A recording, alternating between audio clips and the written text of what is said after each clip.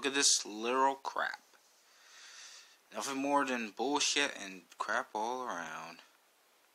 However, it has always been questioned whatever happened to this. How this all started.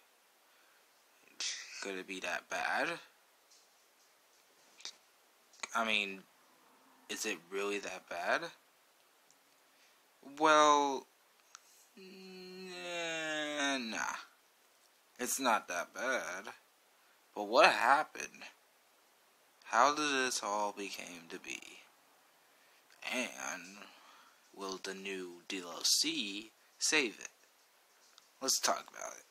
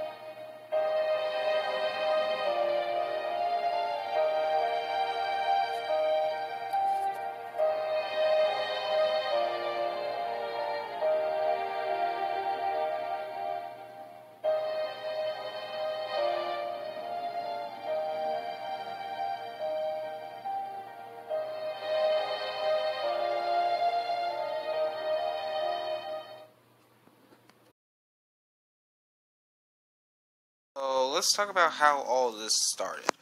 What led this to the insanity that went be? Well, it all started with this video, literally this video. I think, let me check, double check if this is the correct video. It was...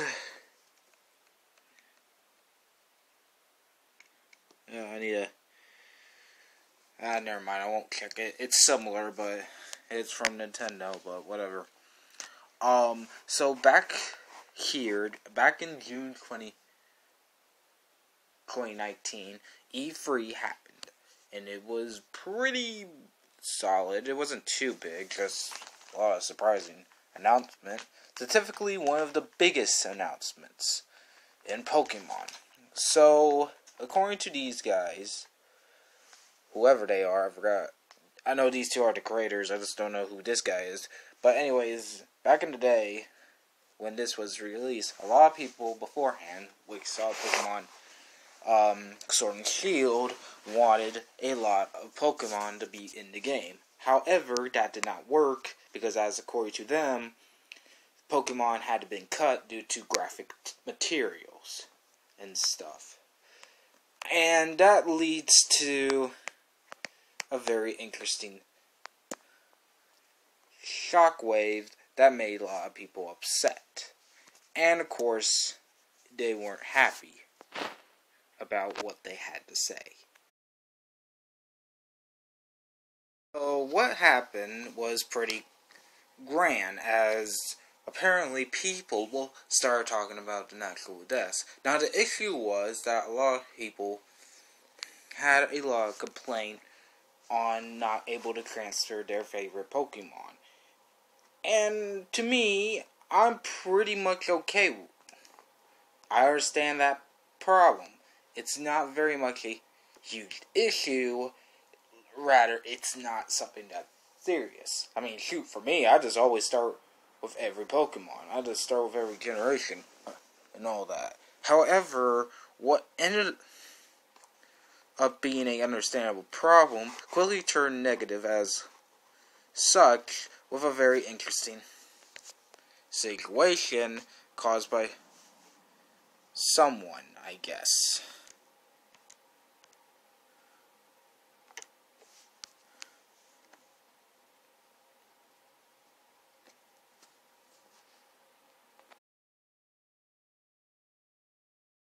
according to a YouTuber named Silico, which I'll link down below of his video because he has a better understanding to this than I do, he stated that this YouTuber named Vesserless Vi was the one who started the Pokemon controversy. Mostly due to one of his videos, which unfortunately due to how many videos he posts every day, since then has spread misinformation about this thing. Now, I'm not saying that I just know that a lot of people had a lot of controversy over stuff like that. Apparently, according to this reaction, he stated in another Pokemon video that quote unquote a lot of people were complaining over the Pokemon not being there because a lot of people now wanted the Pokédex was be complete. That was, of course, I don't know how it went, but he obviously said something that was confusing, and then according to Silico, many of his user friends started attacking other YouTubers and saying the same thing.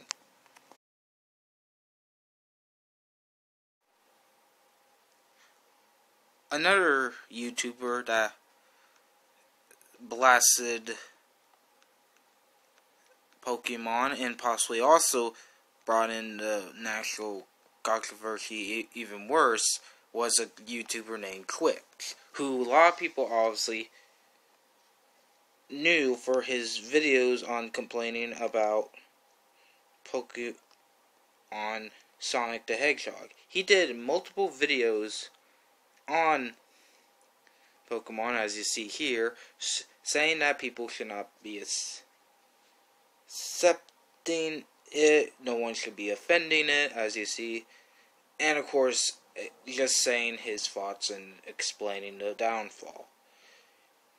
Even though people are not liking his videos because of that, and even then, he easily snapped at the Pokemon Cup with one of his reaction videos right here. He literally snaps and say how stupid it is with the new DLC. Big load of crap. I'm sorry, I'm not happy. And one of them costs $30 each. I'm wondering if these are going to be the total cost of a new game. But it feels like they cut out content for the sake of making more money via DLC. That's what I feel like this happened. And that horrible Leon music. Like, why was that not in the game? Remember in Pokemon X and Y, where they gave Charizard, Venusaur, and Blastoise Mega Evolutions without paid DLC? Remember that? Like, why was that? Jesus Christ.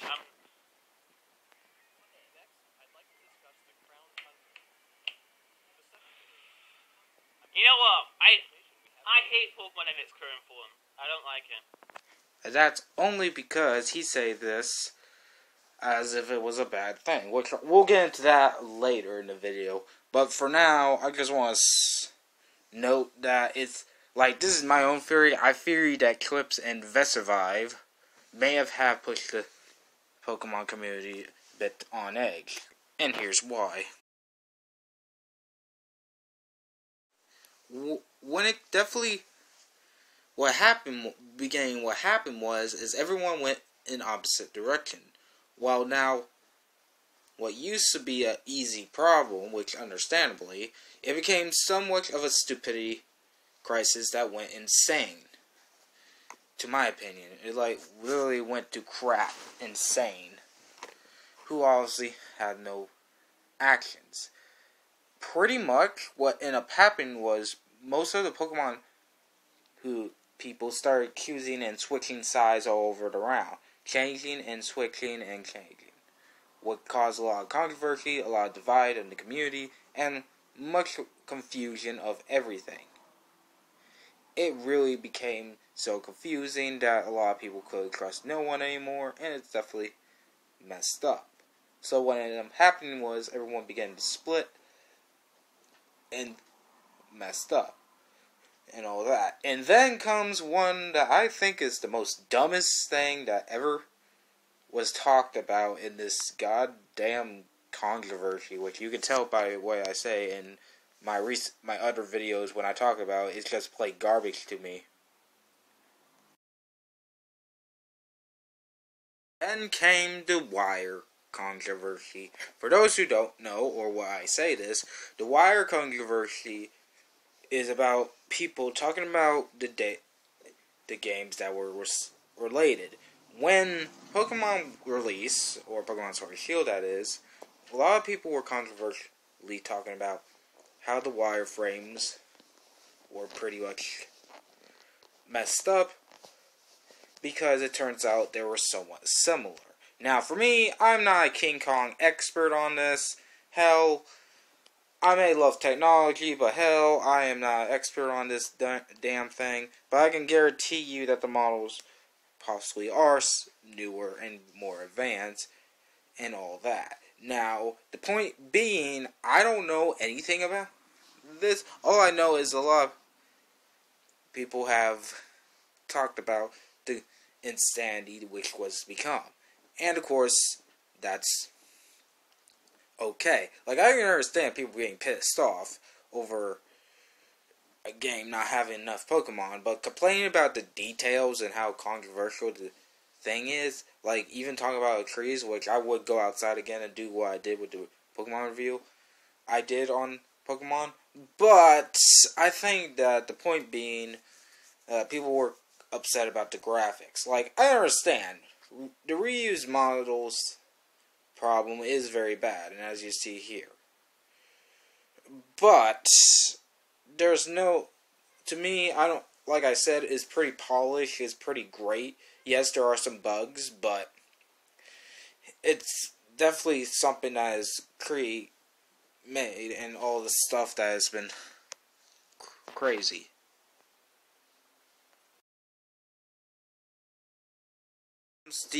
Then comes the DLC pack, which I already showed this video, but why not use it again, because a lot of people have complained about it.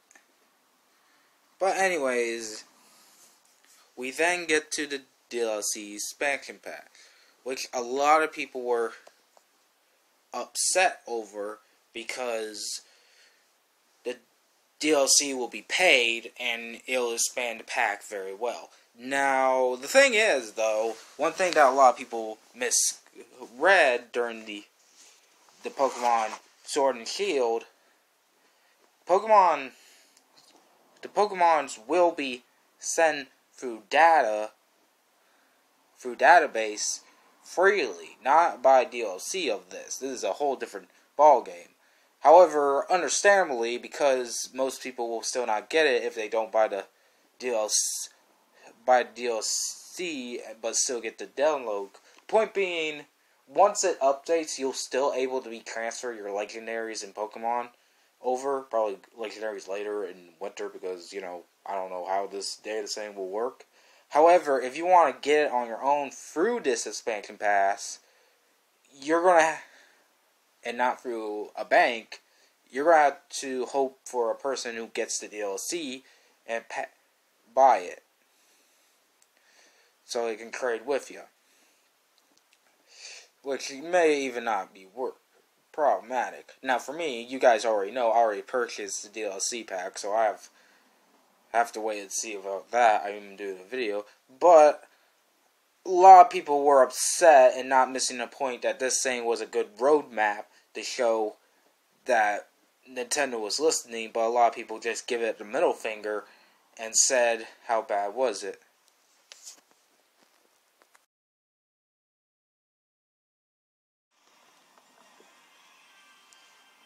On the whole, I think the Pokemon controversy is a bit grainy. Like, okay, I perfectly honest think that the Pokemon controversy was a little bit sour. I feel like it was pretty bad, But I will say this. What did happen kind of with... Like, to me, I feel like that the fandom went a little bit too far and went crazy. And now they're all separated and a lot of people agree. To me, I'm casual, so I don't not care about whatever. But I think that, yes, I will say that they did drop the ball on Sword and Shield main story, but the way it looks, it seems like they're doing a great job in trying to expand this thing, and good thing that they showed off a roadmap for this. Now, my perfectly honest opinion on this whole controversy thing is, I don't know. I feel like, if I had to be honest, I really wish it never happened because it was just plain dumb, really. There wasn't really anything to complain about, but yet people had to go in and complain about certain things that weren't that problematic, and yet, I don't know. I really don't know how this worked. I just all call it Team Yell Syndrome or whatever, being cuckoo and all that. But, to be perfectly honest, I love what I see. I love this game. It kind of rivals my favorite Pokemon game, and kind of rivals my favorite game of the entire all time, Pokemon Y.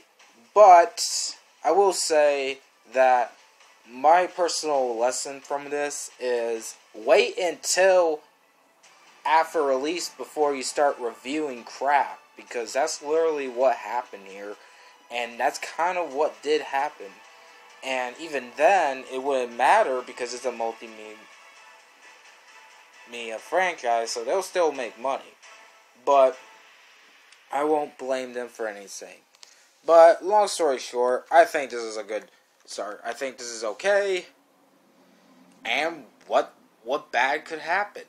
Anyways, that's all I have. So, I don't know. But this is Floxcat, and I'm obviously snapping out of here. Bye.